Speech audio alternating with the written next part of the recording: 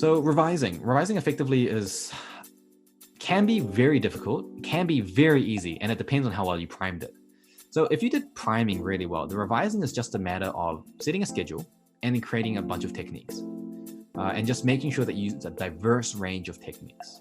Now, the difficulty comes when the priming wasn't done that well and the conceptual foundation is not super strong. Now, if the conceptual foundation isn't very strong, then you're left in a bit of a predicament in that you now need to actually develop a logical foundation in retrospect, which is way harder to do.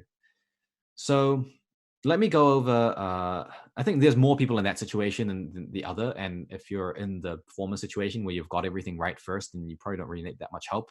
It's just follow the rules of revise in a different way each time and make sure it's challenging and truly challenging. And you're always hunting for your weaknesses.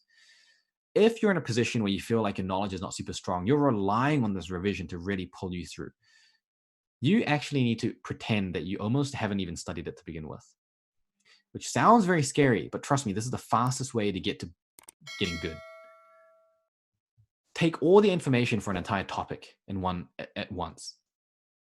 Prime as if you've never studied it before. Prime the entire thing and try to break away from the way that you previously learned it. So when I do this with students, it's like, oh yeah, this is how I arrange the information because that's how my notes are written. It's like, no, that's not the task. It's not look at your notes and then recall how you learned it. It's learn the material.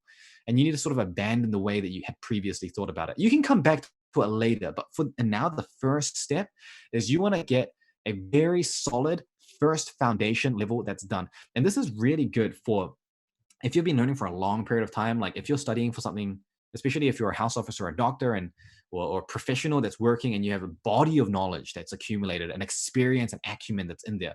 There's a lot of things that you need to take in one go.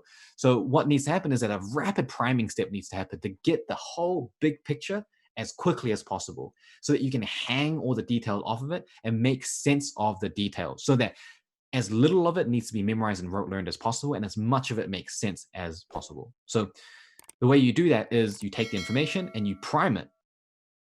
Even though you've studied it already, you prime it, you get that basic first layer of understanding.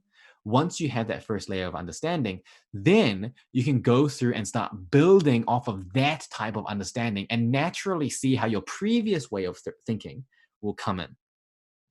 This can potentially take longer than if you just studied it right in the first place, because not only now are you trying to prime it, you're trying to actually fight against the bad habits or the previous system of way that you were thinking about it. It's not always saying that the previous way you learned it is wrong. Half the time, it will be fine. But it means that you need to be open to changing it for every single point so that you gain the opportunity to simplify it even further. And that's the biggest issue with this, is that people are not willing to abandon the way that they previously had thought about it and discover a new way of thinking. So represent that in a basic framework mind map of the entire topic and aim to simplify all the points together and group them together. Create a very clear, directional, logical flow of information, and then hang your details off of that. And then once you've done that, try to hang the details off of it, off as much memory as possible of recall without using resources to help you. Once you've done that should be the first step. I wouldn't do past papers. I wouldn't do anything unless I've done that already, because it just makes such a big difference. Once you've done that, then you can revise like a normal person would revise, which is challenging yourself with different ways of studying every single time.